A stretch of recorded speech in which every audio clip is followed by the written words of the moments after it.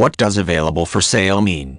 Available for sale is an accounting term that is used to describe assets that are purchased with the expressed intention of holding onto them for a limited period of time before offering them for resale.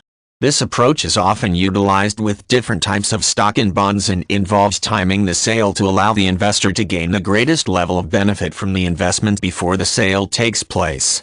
While similar in nature, an asset that is classed as available for sale is not quite the same as one that is held for trading or held to maturity. With an asset that is designated as available for sale, the idea is normally to time the sale of the asset at some point before maturity is reached.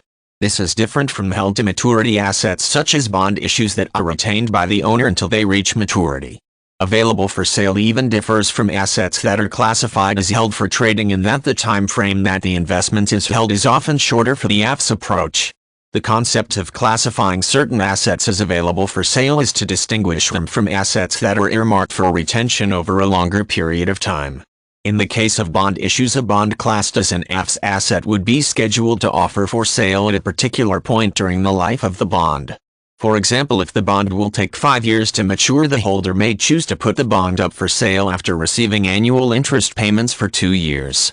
In like manner, an investor may acquire shares of a particular stock with the intention of holding those shares for 6 months to a year, then placing them up for sale rather than holding onto them over the long term.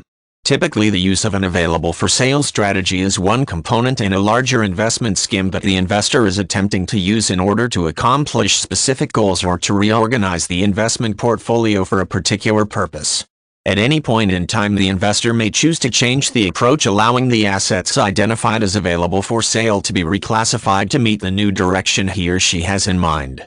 Typically, the term has meaning only as it relates to accounting for the financial assets involved in an orderly fashion.